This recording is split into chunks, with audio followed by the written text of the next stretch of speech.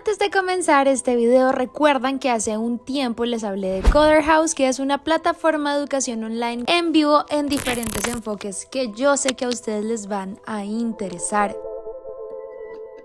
Sin embargo, hoy quiero hablarles de lo que hace a Coder House completamente diferente a otros proyectos de educación online. Cada semana puedes entregar desafíos con los que vas poniendo en práctica lo que aprendes en clase. Puedes basar estos desafíos en tu emprendimiento, tu marca personal, lo que te apasione o lo que desees. Algo muy interesante de estos desafíos es que son revisados por tu tutor personalizado que te asignan al iniciar el curso, por lo que siempre vas a tener un feedback de aquellas cosas que estás realizando. Todas estas entregas van al final conformando el proyecto final, que es con lo que finalizas el curso. Les recuerdo que en Coder House hay más de 50 opciones para aprender sobre marketing digital, programación, diseño, entre muchas otras habilidades, y con mi código Paulette te dará el 10% de descuento adicional a cualquier descuento que ya haya en la web. Ve a la descripción de este video y haz clic en el primer link para ser parte de Coder House desde cualquier país de Latinoamérica. Hola a todos y bienvenidísimos a un nuevo video. El día de hoy con un nuevo caso misterioso que debo aceptarles, y les dije esto hace un tiempo, pero creo que es de los casos más interesantes que he hecho. Me llama mucho la atención por todo lo que tiene adentro, es como sobrenatural, ciencia, bueno, un montón de cosas que seguro les va a estallar el cerebro, así que pues así estamos hoy. Pero antes de comenzar no olviden seguirme en todas mis redes sociales, saben que tengo 1000 millones de redes, y lo más importante, suscribirse a este canal y activar la campana de notificaciones para que les avise cuando subo video. No olviden también seguirme en Twitch, donde nos vemos todos los días, jugamos, hablamos y hacemos muchas cosas más, y en mi segundo canal. Pero bueno, ahora sí, sin más que decir, comencemos.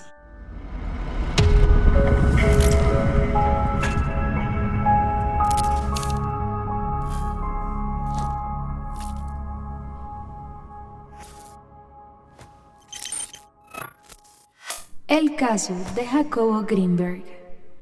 Bueno, les voy a contar un poco como por encima la vida de él. No hay como muchos detalles respecto a su persona o en su personalidad, demasiados, pero pues quiero como hacerles un recuento de lo que se sabe un poco de su vida. Jacobo Greenberg Silberbaum nació en la Ciudad de México en 1946, y respecto a su vida familiar no se conoce mucho, no se sabe cuántos hermanos tuvo, el nombre exacto de sus padres, no se saben algunos detalles, pero se conoce que él a la edad de 12 años vivió, digamos que un evento que fue bastante difícil para él. Su madre falleció de un derrame cerebral, y esto lo llevó a tomar ciertas decisiones que lo acompañarían toda su vida. La forma en que su mamá murió, especialmente con el derrame cerebral, lo llevó a decidir estudiar la mente del ser humano y el cerebro. Comienza así a estudiar psicología en la Facultad de Ciencias de la UNAM, y eventualmente también a expandir un poco más todo lo que tenía que ver con su carrera. En 1970 se va a la ciudad de Nueva York para estudiar psicofisiología en el Brain Research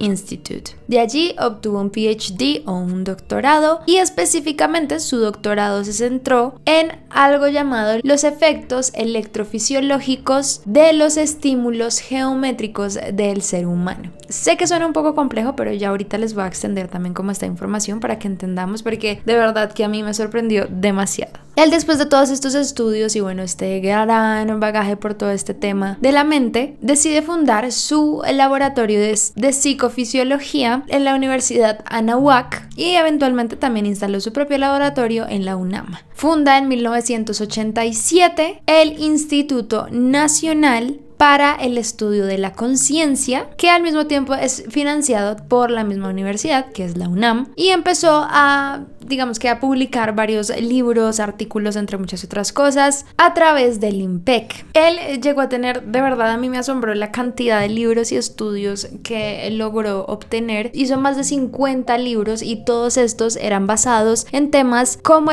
pues lo que tiene que ver con actividad cerebral, meditación, pero acá se metía en algo que era muy interesante, que era la telepatía, la brujería y el chamanismo. Y pues, ¿qué pasó acá? Él comenzó a entrar en un mundo mundo en donde sus investigaciones y pues todo lo que él trataba de hacer comenzó a girar en torno a el tema de la mente desde un ámbito un poco más sobrenatural y mágico. Él comienza a tener algunos acercamientos y al conocer personas que son parte de sus estudios que se vuelven fundamentales para sacar algo que él llamaría la teoría de la sintergia. Antes de entrar un poco en detalles de esta teoría, quiero que entiendan que esto para este momento era muy revolucionario. Lo que él empezó a entrar, que de por sí yo creo que todavía sería bastante revolucionario, el entrar a estudiar la mente vinculada con temas de chamanismo, espiritualidad, telepatía, brujería, bueno, entre otras cosas, comenzó a jugar mucho con su reputación. Ustedes saben que en este tipo de gremios, especialmente los científicos, todo lo que es con pruebas, se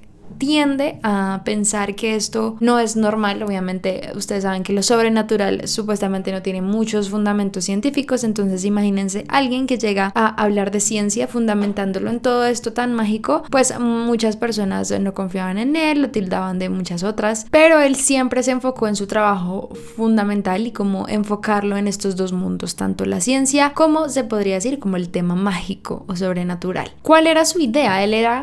Él quería cambiar la forma en que concebimos todo el tema de la ciencia y todo el tema de la conciencia hacia un lugar diferente para entenderlo un poco más allá de lo que seguro muchos conocemos. Y aquí les voy a entrar a explicar, antes de hablarle de muchas cosas interesantes de este caso, que es que de verdad es demasiado interesante, les voy a explicar la teoría de la sintergia que él creó. Y básicamente lo que él explica según esta teoría de la sintergia es que todos estamos o somos, y lo que conocemos es una especie de holograma, y es muy parecido, puede tener como una similitud con toda esta teoría de la simulación, de que básicamente nuestro mundo es una simulación. Él hablaba de que nosotros somos como hologramas construidos y todo es como una construcción de nuestra mente, todo lo que está a nuestro alrededor. Y lo que él descubrió, a diferencia de que no sé, solo estamos en una simulación y pues ya no hay más, no, él pensaba con esta teoría que todos los seres humanos éramos parte de este holograma, lo creamos con la mente y éramos de alguna forma espectadores, pero también nosotros podríamos llegar a ser participantes activos dentro de ese holograma. Esto nos llevaría a poder hacer modificaciones del espacio y del tiempo a través de nuestra conciencia y nuestra mente. Ojalá hayan entendido, traté como de explicárselos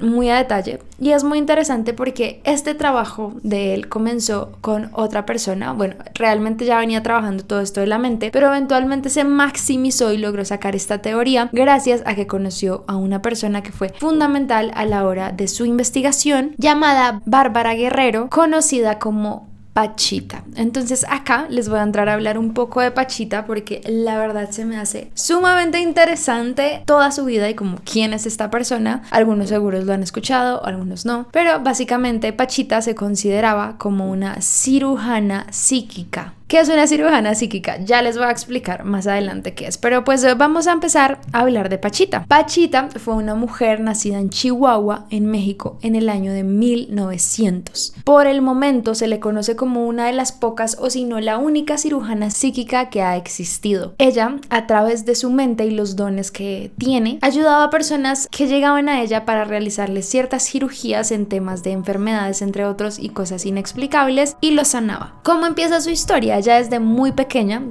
comienza a ver que tiene ciertas habilidades para el tema de la sanación y curar por medio de temas como hierbas, bueno, como toda esta medicina más tradicional de nuestras tribus indígenas antes. Ella, a través de estas hierbas y estas curas, comenzó a ver que tenía bastantes habilidades. Muchas personas también comenzaron a verlo, y fue un momento de su vida en donde ella dijo que ella recibió como el espíritu, por así decirlo, que es algo que entraba en ella, del Cuauhtémoc, que si saben un poco de la historia mexicana saben que es como un espíritu muy importante dentro de los mexicanos, y ella le llamaba hermanito a su Cuauhtémoc, y ella decía que era como un espíritu, este gran espíritu que se metía en ella, como que ingresaba a ella, y a través de su cuerpo él hacía las cirugías a las personas. Que había bastante curioso de todo esto, porque sé que muchos van a estar diciendo: ¿De qué estás hablando, Paula? Cállate 2 años. Pero hay muchas cosas y hay pruebas de todo este tema y por eso es tan importante este caso y tan interesante. Pachita utilizaba el mismo cuchillo de cocina para todas las cirugías, absolutamente todas usaba el mismo y era como un cuchillo donde lo envolvía con una cinta en la parte del mango y así hacía las operaciones. Ella nunca utilizaba anestesia y pues básicamente lo que ella decía, ella era como que ella abría, removía los órganos que no servían y ponía unos nuevos. Que era muy interesante la forma en que hacía la cirugía, simplemente era como con este cuchillo. Ahorita ya les cuento como un poco los testimonios de algunas personas, pero básicamente como abría, cerraba la herida, bueno, abría, hacía el procedimiento, cerraba la herida, solo ponía un poco de alcohol, algunas vendas y les decía que fueran a su casa y les daba como, sí les daba algo muy estricto que ellos tenían que hacer durante los próximos 3 días. Eran temas como también herbarios, tenían que tomarse ciertas medicinas naturales y hacer ciertas cosas que ella le decía a las personas, pero tenían que ser muy juiciosos para que la cirugía realmente funcionara. Que era muy curioso que la mayoría de pacientes ya podían hacer todo lo que quisieran a los 4 días después de la cirugía. Claramente esto comenzó a ser un voz a voz muy fuerte, muchísimas personas alrededor del mundo comenzaron a notar y a escuchar de ella. Se dice que incluso muchos políticos, figuras públicas,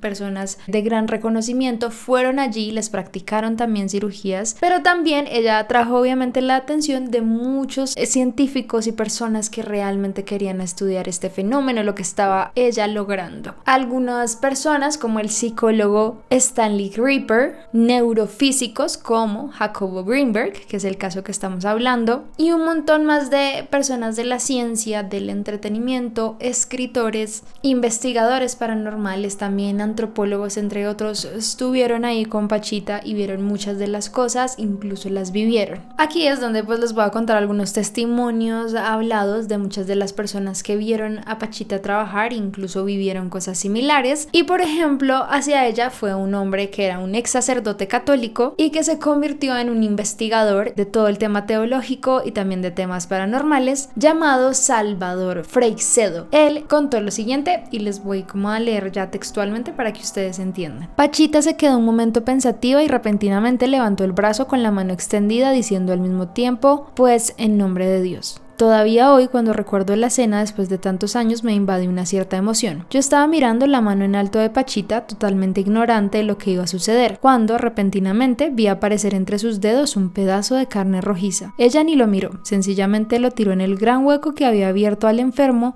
en la parte inferior de la espalda. No se tomó ni la molestia de colocarlo. Yo sentí el clac de la carne al caer en su hueco. Inmediatamente después se cruzó de brazos, que era la señal de que había terminado con un paciente, y dijo una vez más, otro.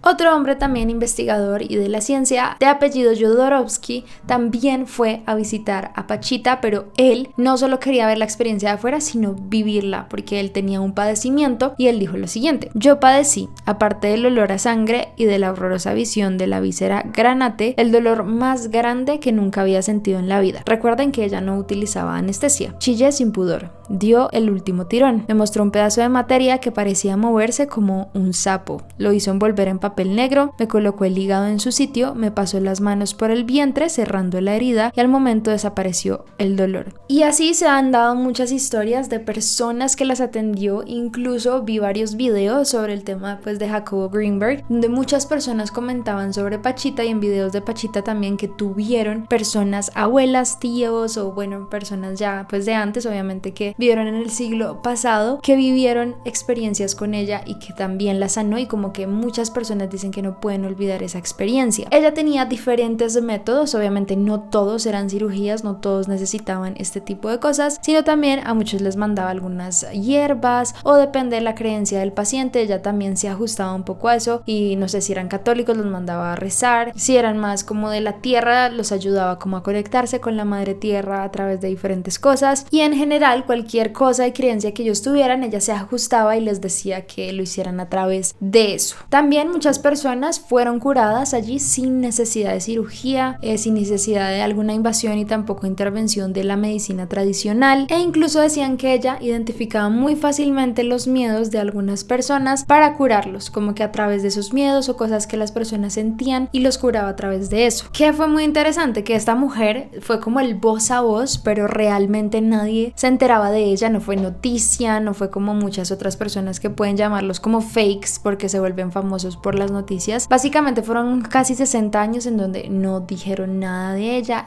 no daba palabra tampoco de las cosas que hacía y era como el voz a voz que corría. Y a pesar de que no hubo mucha investigación por parte de la medicina, sí tuvo muchos investigadores de diferentes otras ramas que trataban de entender por qué ella hacía esto. Ella explicaba el momento en el que comenzaba a curar y hablaba un poco de cómo entraba en ese momento de posesión, se podría decir, por parte de este espíritu. Algunas de las personas que la vieron lo describieron de la siguiente forma. Pachita se sentaba en una silla frente a un altar en un cuarto de curaciones, cerraba los ojos y respiraba lentamente hasta percibir un zumbido en los oídos, en el cual se concentraba hasta caer en trance. Ella lo describía como un gran orificio. Luego cambiaba de estado de conciencia, lo que permitía iniciar sus procedimientos quirúrgicos. De por sí, la cosa que les estoy hablando ya existe antes, incluso en el hinduismo se conoce como Shapt, y es como una técnica de cirugía espiritual que también existe dentro de esta rama y dentro de este lado del mundo. Obviamente muchos hablaban de las intenciones de ella, a diferencia de muchas otras personas. Ella no era alguien que se intentara lucrar, no era alguien que buscara fama, no era, o sea, era algo tan específico y era un don que ella atesoraba de una forma muy particular que le dio bastante credibilidad a esta situación. Incluso ella dio un testimonio que me da mucha risa escucharlo y pues se los voy a leer. Imagínenselo en el acento de ella, pero hablaba como una persona normal que simplemente estaba cansada de muchas veces los curiosos que trataban de ver cómo lo lograba y eso, y se desesperaba un poco frente a la situación. Acá les va a leer lo que ella dijo. A mí me lleva la chingada con esa gente que viene a curiosear como si esto fuera un circo. Un día vinieron esos, ¿cómo se llaman? Asilos de control mental a investigarme. Me llevaron a una casa en la que había rayas por todos lados de colores, rojas, azules, verdes y negras. Un señor Silva me dijo que yo estaba en la negra. Hágame el favor. Ese cabrón me quería nada más para meterme en lo negro. Luego me dijeron que buscara un enfermo con mi mente. Yo no me iba a poner a buscar nada. ¿Para qué? Luego otros me llevaron a la zona del silencio en Torreón, que esto ya lo hemos hablado en algunos otros videos, para que les dijera lo que había allí. Puro pinche desierto y yo allí en medio. Encontré una tortuga y me la traje. Dicen que se paran los relojes, que no se oye la radio, pero ¿para qué sirve eso? Nada más buscan por buscar sin saber y por más que encuentran no quedan satisfechos. Si yo les contara todo lo que me han llevado a hacer. Un día me dijo un amigo que le ayudara a buscar no sé qué madres en un terreno. Fui allí y me lo encontré lleno de excavaciones. Me dijeron que les reportara lo que sentía y yo me quedé tal cual. Aquí sí se trabaja, pero yo de eso sé menos que nadie. Yo nada más me voy y viene el hermano y ni me entero. Y luego vienen a invitarme a dar conferencias y yo, ¿qué les voy a decir? ¿Se imaginan a esa pendeja hablando en una conferencia? A mí me gustan las buenas obras, las de veras que ayudan. Ahí pueden como ver un poco el espíritu de ella, que realmente solo como que parece ser que buscaba simplemente ayudar a las personas, pero pues obviamente muchas personas querían como lucrarse de las cosas que ella hacía, vivían investigándola, especialmente ella hablaba de todos estos policías y agentes de Estados Unidos o de otros países que venían de forma secreta como para investigar la parte de su mente. Estos proyectos que muchos de ustedes ya saben porque lo hemos hablado muchas veces acá en el canal, que existieron de investigaciones, de control mental, de bueno, todo esto, o sea, Stranger Things no es algo que no ocurrió, sino saben que sí ocurrió. Entonces, toda esta gente parece ser que la trataba de investigar y como saber qué onda con su mente. Obviamente ustedes se preguntan si ella trasplantaba órganos y hacía estas cirugías, de dónde sacaba los órganos, cómo se los iban a dar, traficaba órganos, qué pasaba. Pero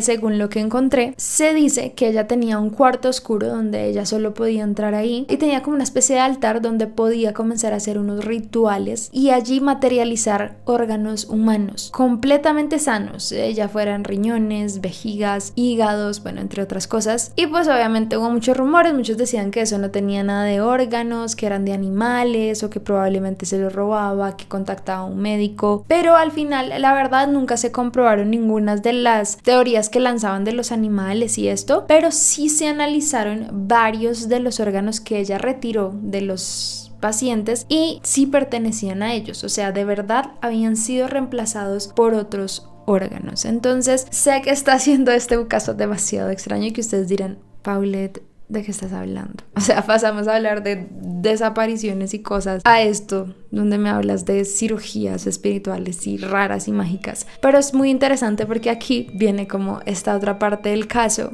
que se me hace vital que conozcan. Jacobo fue una de estas personas que se fue a investigar entonces a Pachita. Él se entera de esto y comienza a visitarla, pero no es una investigación que es como, bueno, voy un día y escribo un artículo, no. Dicen que él estuvo entre 1 a 2 años viviendo y estando allí todo el tiempo. ¿Y qué pasó? De allí él saca todas estas teorías y estas investigaciones que realizó. Él tiene muchísimos libros que ustedes pueden encontrar, pueden leerlos y pueden ver todo lo que él explica, y básicamente ahí es donde saca esta teoría sobre la conciencia y sobre la mente, basado en cómo nosotros podríamos salir de ese holograma si logramos como llegar como a ese enfoque mental y poder programar y hacer un montón de estas cosas que son mágicas. ¿Qué pasa con él? Que a diferencia de muchas otras personas, incluso con los testimonios que le daba Pachita, él pensaba que ella no estaba tanto poseída como por un espíritu de este Cuauhtémoc o lo que fuera, sino que ella llegó a un nivel de conciencia donde ya podía controlar sus cosas sin realmente saber que lo estaba haciendo. Pero él no le decía nada y él también pensaba, ¿quién soy yo para decir que no es el espíritu, o que puede que sea o que puede que no? Sino yo no sé muchas cosas, pero sé que ella está haciendo algo diferente a través de su mente. Una de las últimas entrevistas que incluso dio Jacobo, que se publicó en 2014, pero esa le hicieron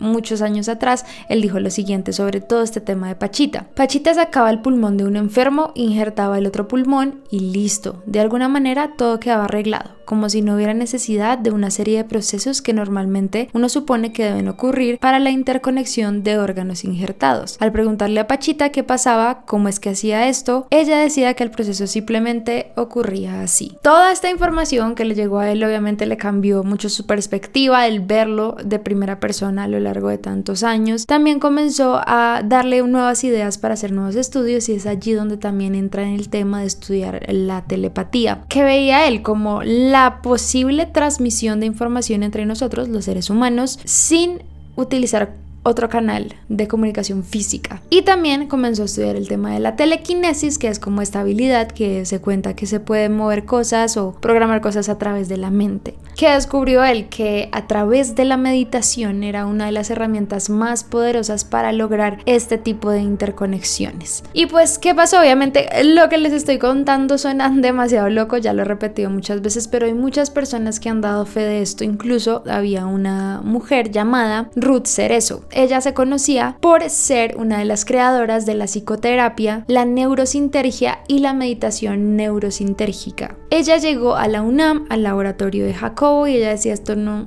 creo que sea mucho realidad, no sé si tenga que ver esto de la telepatía y la telequinesis. Y en algún momento ella dijo lo siguiente, después de estar trabajando con él muchas veces y realmente ver que todo esto sí existía. Ella dijo en alguna ocasión, imagínate que estamos tú y yo y nos dicen, vamos a hacer un potencial transferido. Ese era el nombre que le daba Jacobo al tema de la telepatía, lo llamaba como potencial transferido. Entonces nos dejan interactuar para generar un sistema, nos ponen en 2 cámaras de Faraday y a ti te mandan flashes. Tú estás con los ojos abiertos, estás viendo los flashes y se va a generar un cambio en tus células registrado por un electroencefalograma. Yo, que estoy en la otra recámara, completamente a oscuras y en silencio, esperarías que no pasara nada, pero lo que encontramos es que en mi cerebro también existió potencial, no tan grande, pero exactamente en el mismo punto y en el mismo tiempo. ¿Cómo le explico esto? Es que este caso es bien particular porque tiene todo esto de ciencia y física, pero Greenberg explicó que todos nosotros recibimos información a diario a partir de lo que ocurre, de lo que vemos, de nuestro espacio-tiempo, pero llega un momento, o puede llegar un momento también en nuestra conciencia donde vamos a llegar al punto de Pachita, en donde lo que hace ella es tener ese espacio, ese tiempo, esa estructura ruptura normal que todos vemos, pero hace visible eso invisible que es lo que no logramos percibir, y es allí donde provoca ese cambio de la realidad y puede hacer esas operaciones mágicas. Y es muy loco, o sea, quiero explicarles toda esa teoría para que por fin entiendan el caso y digan como, bueno, ¿y esto qué tiene que ver con lo que hablamos normalmente? Y es que aquí es donde empiezan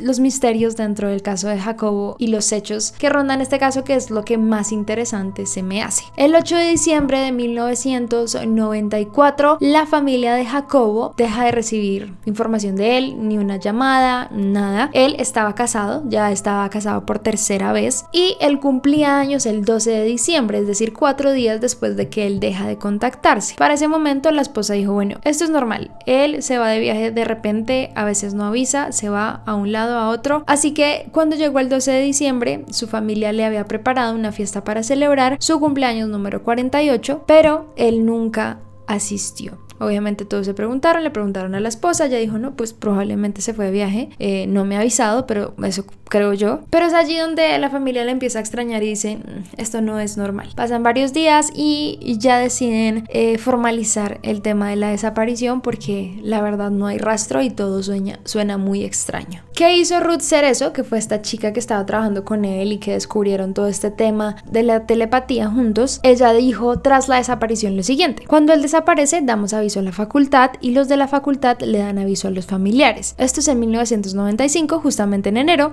ya por esas fechas, y dicen que él no puede andar de viaje. No creo, porque él era muy responsable con su grupo de investigación y tenía cosas pendientes en ese mes. Es extremadamente responsable y adoraba lo que hacía. Así que todo el mundo se le empieza a hacer muy extraño, empiezan a haber un montón de señalamientos, obviamente una búsqueda, y es allí donde esto queda en manos de un hombre llamado Clemente Padilla, un investigador reconocido mexicano. Él se volvió muy reconocido porque ninguno de sus casos había quedado sin resolver jamás, así que él comenzó a decir, bueno, vamos a tratar de resolver este caso. Allí él comienza a descubrir cosas que parecen ser interesantes, o al menos testimonios que le llaman bastante la atención. Él descubre que hay un hombre, después de que se difundió la imagen de Jacobo, porque pues es desaparecido, la difundieron en algunos medios y en algunos programas, un hombre de Colorado, en una ciudad llamada Boulder, dice que él vio a Jacobo el día que desapareció. Según cuenta, él trabajaba en esa gasolinera, esa noche él vio a este hombre con su esposa y parece ser que estaban dos personas con ellos, como dos agentes o algo así, porque tenían como trajes que se habían identificado por el nombre de Rick Howard y Marina Velasco. Dicen que ellos descendieron de una avioneta y recogieron al científico con su esposa, y dicen que ellos venían a bordo de dos automóviles blancos, o sea, como que se fue el punto de encuentro y se los llevaron. ¿Qué pasó ahí también muy interesante? Descubrieron que el doctor Jacobo estaba trabajando también sin que nadie lo supiera, nadie tenía conocimiento de esto antes, en una universidad llamada la Universidad de Colorado, y estaba ya muchos años atrás trabajando con ellos también en temas de investigación, y por esa razón probablemente estaba allá. Pero pues es muy curioso porque nadie tenía idea que él estaba trabajando ahí y él no comentó absolutamente nada. ¿Qué comenzó a pasar? También comenzaron a encontrar cosas muy curiosas, porque Padilla comenzó a hacer el seguimiento como muy específico de los vuelos que él pudo haber tomado hacia Colorado, o bueno, todas estas cosas, y ahí fue cuando comenzó a tener algunas trabas por parte de las autoridades. Él le tocó buscar por sus propios medios, pues me imagino sus contactos bajo cuerda, y logró descubrir que él y su esposa habían tenido varios vuelos de entrada y salida de México a Estados Unidos. Que encontró que ellos no llegaban directamente a Colorado, pero que eventualmente llegaban a un estado y se transportaban de alguna forma directamente hasta Colorado. ¿Y qué pasó aquí? Que este hombre, cuando encuentra esta información, sorpresivamente es relevado a otro cargo dentro de los investigadores y pues de la policía. Entonces Padilla no puede terminar esta investigación y hasta el momento el caso está completamente inconcluso. Pero vamos a hablar de algunas de las teorías que rondan este tema específico. La primera gran teoría que muchos pensaron es que tenía que ver algo con la esposa, desde dos lados. Probablemente uno, un crimen pasional, pues muchos pensaron que de pronto ya había sido culpable porque también le mintió a la familia cuando Padilla descubrió todas estas cosas, que él había estado con ella en ese momento, que habían estado en Colorado y ella no le había dicho nada a la familia. Eso como que generó muchas dudas y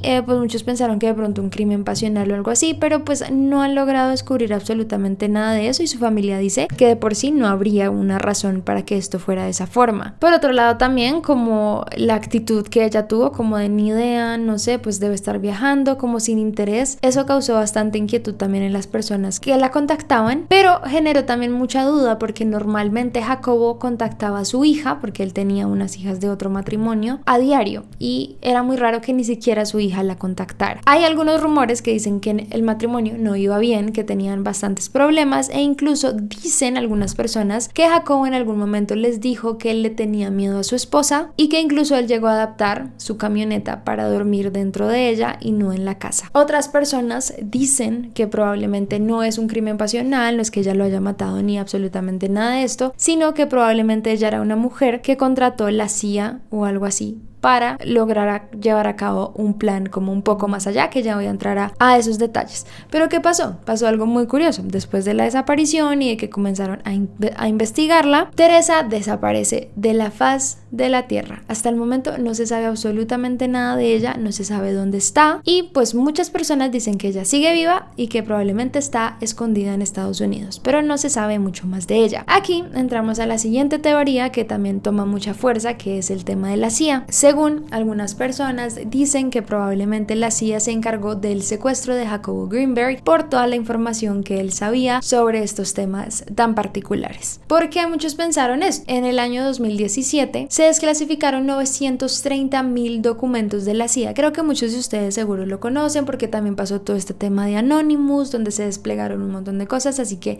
a raíz de eso la CIA sacó un montón de archivos desclasificados de temas entre 1940 y 1990, en donde se hablaban de temas de fenómenos ovnis, experimentos con el tema de control mental y estudios de telepatía. ¿Qué encontraron dentro de estos archivos desclasificados? Adivinen.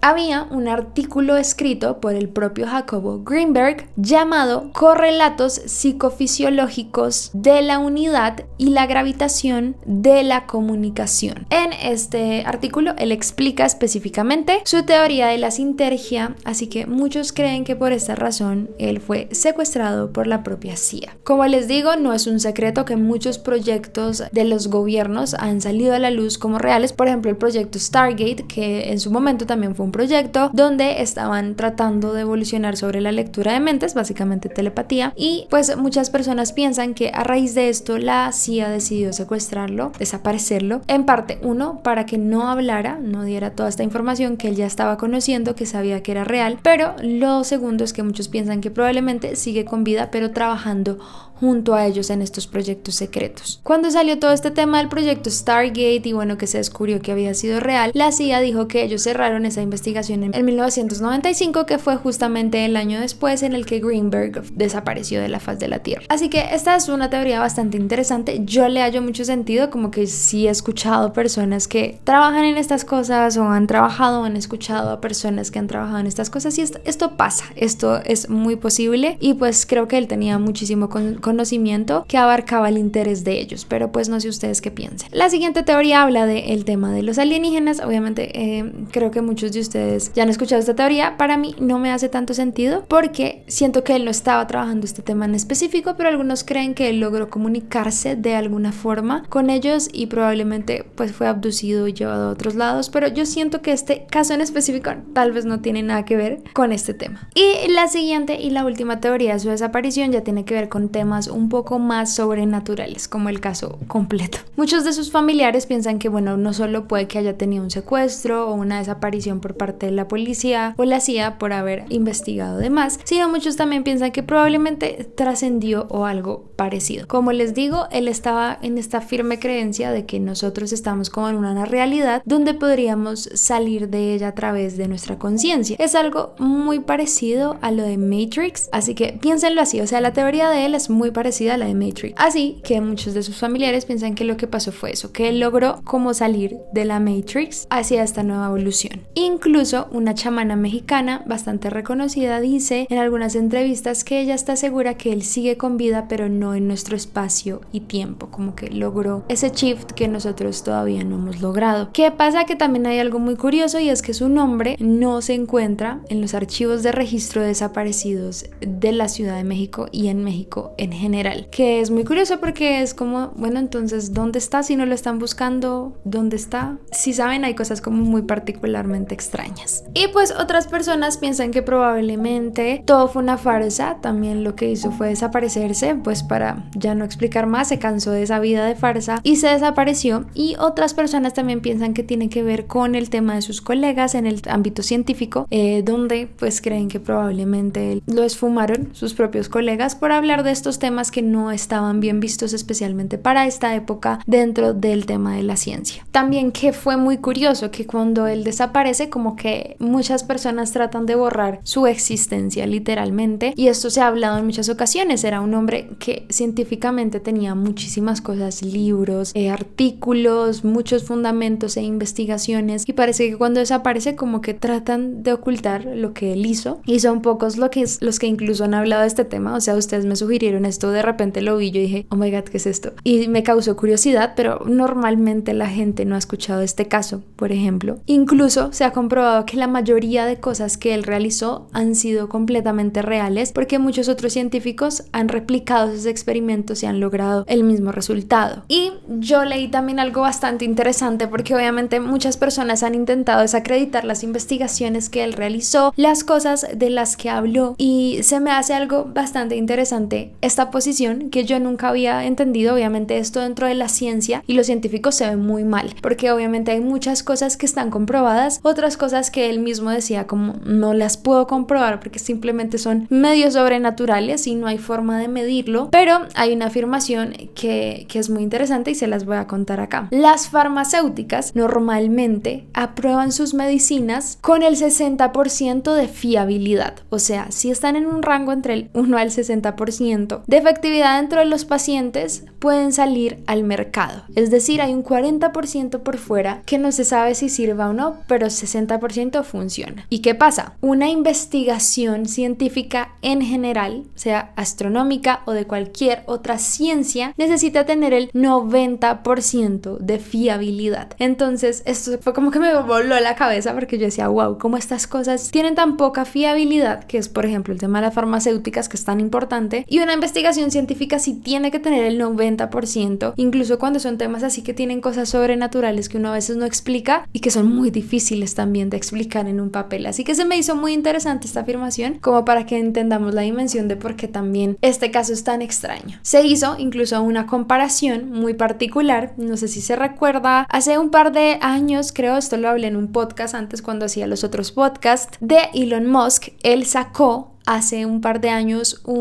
presentó un proyecto más bien sobre implantes cerebrales, y estos implantes pues básicamente nos ayudarían en un montón de cosas e incluso la comunicación entre nosotros. Hay algo muy interesante que descubrí, y es que esta investigación es básicamente la misma de Jacobo Greenberg, pero lo único más interesante es que Jacobo no necesitaba de dispositivos cerebrales, sino era a través de nuestra conciencia y nuestra sensorialidad, supongo que así se dice. Así que se me hizo muy interesante porque en redes encontré un debate sobre justamente por qué sí aprueban la idea de Elon Musk a través de un dispositivo y no nosotros hacerlo sin necesidad de eso. Pues porque se vende más, o sea, hay un montón de dinero a través de esto y bueno, lo material vale. Entonces se me hizo bastante interesante este tema. A pesar de todo, Greenberg dejó un legado muy importante dentro del mundo en general, que es la neurosintergia. Dejó estas teorías que son bien interesantes, que aún se siguen estudiando, pero se realizan muchas terapias y meditaciones relacionadas con este tema. Hay muchas personas que han logrado que grupos de otras personas se comuniquen realmente a través través de la mente. Incluso muchos han logrado que lo hagan a distancia, desde países completamente lejanos. Y pues muchas personas piensan que en un futuro probablemente ya se hablará un poco más de estas teorías y de la ciencia de Greenberg, porque tal vez no estamos preparados para hablar de este tema espiritual, un poco esotérico y mágico, combinado con la ciencia, por justamente nuestros prejuicios y un montón de cosas de la sociedad que yo creo que es 100% real. Y siento que todo este caso es majestuoso, espectacular, y creo que existe y que esto pasa, de verdad, como que existe. Toda esta investigación que Jacobo hizo es muy real, pero tal vez no estamos listos todavía para escucharla.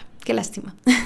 Pero bueno, chicos, hasta aquí este video. Si les gustó mucho, no olviden dejar me gusta, los deditos arriba. Coméntenme qué piensan, qué sienten con este caso. ¿Se sienten que estuve hablando locuras? ¿Creen en esto? ¿No creen en absolutamente nada? Pero pues nada, yo creo que las pruebas más evidentes son los textos que él tiene. Pueden leer los libros y luego me cuentan qué piensan. Pero bueno, gracias por ver este video. No olviden seguirme en todas mis redes sociales. Saben que tengo millones de redes, también en Twitch, mi segundo canal. Y pues suscríbanse también a este canal y activen la campana de notificaciones. Muchas gracias por verme. No olviden seguir sus sueños y nos vemos en el próximo. Bye.